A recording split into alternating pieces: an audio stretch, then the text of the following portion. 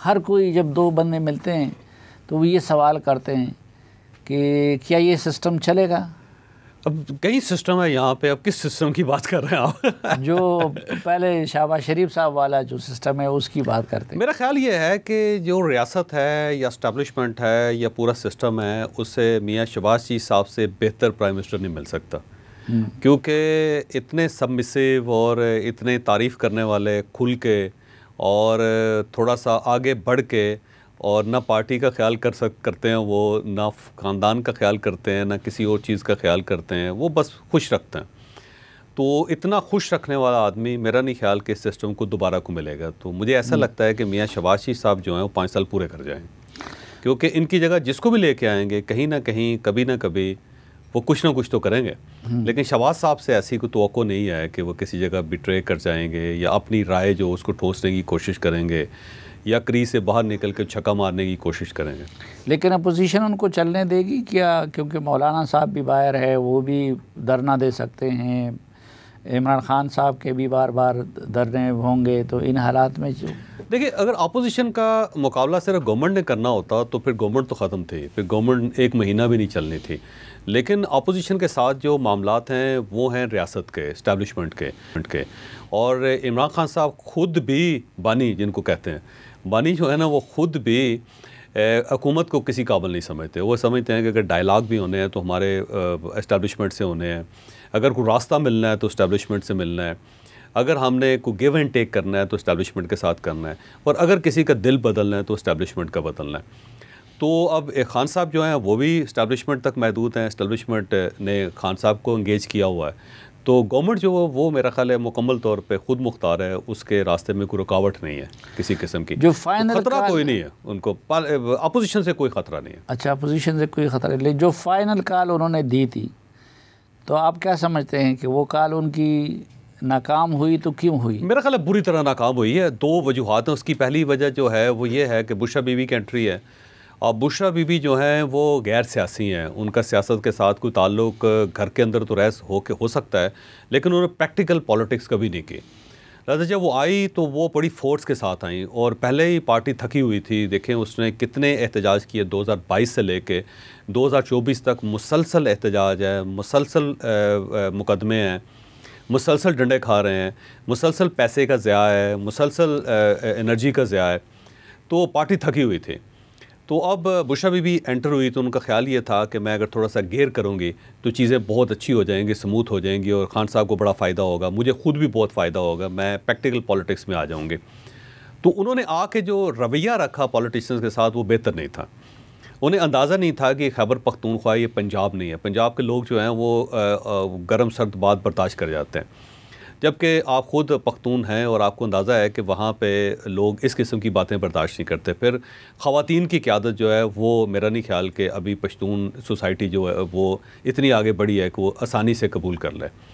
उन्हें इस चीज़ का अंदाज़ा नहीं था, और फिर उन्होंने ये भी देखा कि पार्टी बेगम नसीम अली खान तो पख्तून थी, और इसमें कोई शक नहीं, बाकी उनसे पहले लेकिन वो पॉलिटिशियन थे। वो अचानक इस तरह नहीं आए कि उन्हें पहले जो वली खान फैमिली उन्होंने कहा हो कि नहीं ये घरेलू खातून है, इनका सियासत के साथ कोई ताल्लुक नहीं है, और अचानक आके वो सीट पे बैठ गई उनकी बड़ी जद्दोजहद है। तो अब आप इनको भी देखें, इनकी कोई जद्दोजहद नहीं है, ये सिर्फ इनके क्रेडिट जो है वो ये है कि ये इमरान खान साहब की अहलिया हैं, और इमरान खान साहब आज भी ये कह रहे हैं कि ये गैर सियासी हैं, और वो ख़ुद भी ये कह रही हैं कि मैं गैर सियासी हूँ, लेकिन हक़ते सारी उनके सियासी हैं।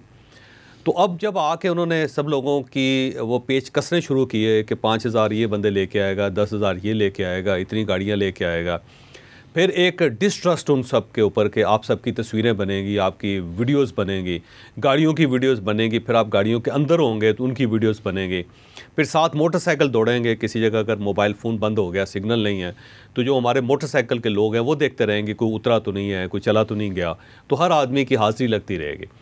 मेरा ख्याल है इस चीज़ को वहाँ पे अच्छा नहीं समझा गया कि एक तो अचानक आई, फिर उन्होंने सारे पेच कसने शुरू कर दिए, फिर एक डिस्ट्रस्ट उनका वो, फिर जिस दिन ये क़यादत करनी थी और धरने ने एहतजाज शुरू होना था 24 नवंबर को, उस दिन ये कन्फ्यूजन हो गया कि गंडापुर साहब ने क़यादत करनी है या बुशरा बीबी ने क़यादत करनी है, क्योंकि खान साहब ने उनको मना किया हुआ था कि आपने क़यादत नहीं करनी, आपने पेशावर में बैठना है, आपने बाहर नहीं आना।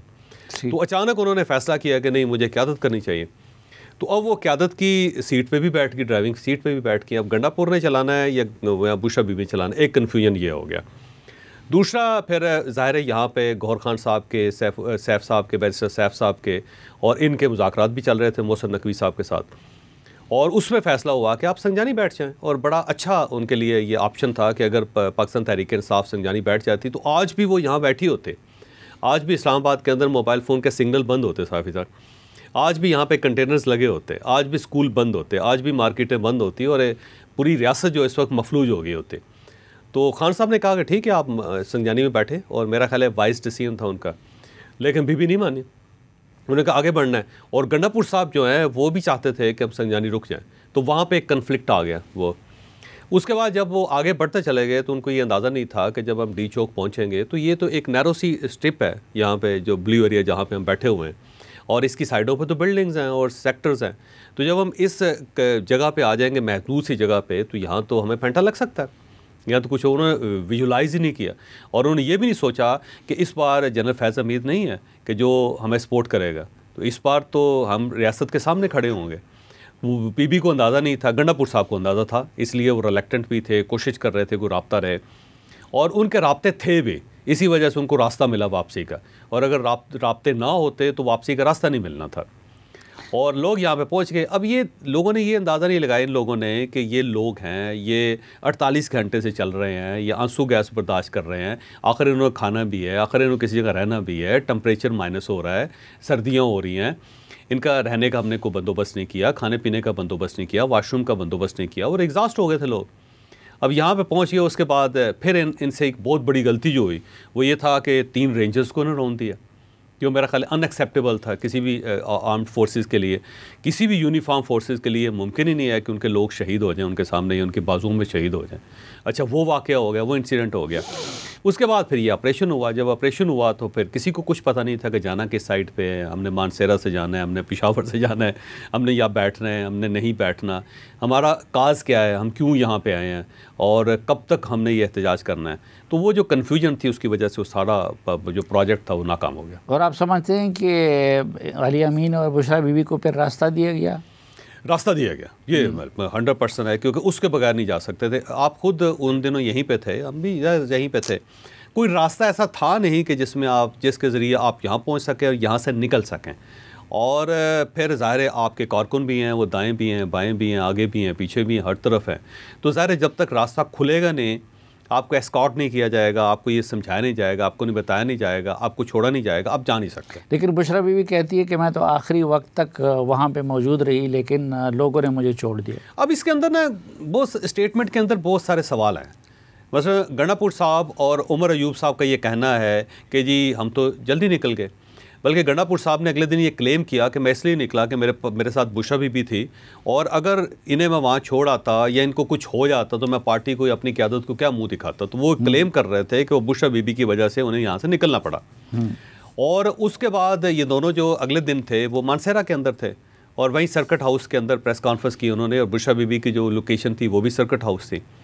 अब अगर ये अलग लग गए हैं तो एक बड़ा सवाल ये पैदा होता है कि गंडापुर साहब चले गए, उमर अयूब साहब चले गए, दोनों इकट्ठे गाड़ी में चले गए, तो बुशरा बीबी को किसने बताया कि ये एक रास्ता है मनाल की साइड से और इससे ऊपर से आपने जाना है और आपने मानसेरा उतरना है और मानसेरा के अंदर आपने सर्किट हाउस में रहना, क्योंकि मोबाइल फ़ोन तो बंद थे, कोई राब्ता तो नहीं था ऐसा कि जिसके ज़रिए आप कनेक्ट कर सकें। तो इसका मतलब ये हुआ कि अगर गंडापुर साहब गए हैं तो गंडापुर साहब को किसी ने गाइड किया। और उसके बाद बुशरा बीबी अगर 12:30 बजे यहाँ पे गई हैं और यहाँ कोई शख्स नहीं था, ना पार्टी का बंदा था, ना कोई इनके कायदीन थे यहाँ पे, तो किसने गाइड किया फिर उन्हें? लेकिन उनकी तर्जुमान कहती है कि उनको ज़बरदस्ती ले गए, उनको पता ही नहीं। ये पहले की स्टेटमेंट है, ये बात की स्टेटमेंट नहीं है। पहले जो स्टेटमेंट्स है ना वो ये है कि उनके मुँह पर हाथ रखने की कोशिश की, उनकी हमशीरा कह रही हैं, चुप कराने की कोशिश की, वो गाड़ी से नीचे उतरना चाहती थी, गाड़ी से छलांग लगाना चाहती थी, उनको ज़बरदस्ती बिठाया गया। ये पहले की स्टेटमेंट्स हैं, और उन स्टेटमेंट्स के अंदर और इस आखिरी स्टेटमेंट जो 4 सदा की है उसके अंदर 60 घंटे का फ़र्क है। तो पहली स्टेटमेंट्स तो सारी गलत साबित होगी ना, कि जब बुशरा बीबी ने ये कह दिया कि मैं तो 12:30 बजे तक डी चौक के अंदर थी, जबकि डी चौक के अंदर कुछ भी नहीं था उस वक्त। यहाँ पे तो कॉर्डन ऑफ था, ये डी चौक से आपका ऑफिस यहाँ पे, इसे आगे देखें, यहाँ पे तो कंटेनर लगे हुए थे, गाड़ी तो गुजर ही नहीं सकती थी। तो वो कौन सी गाड़ी में किस डी चौक पे थी, ये एक बड़ा, ये भी एक मिस्ट्री है।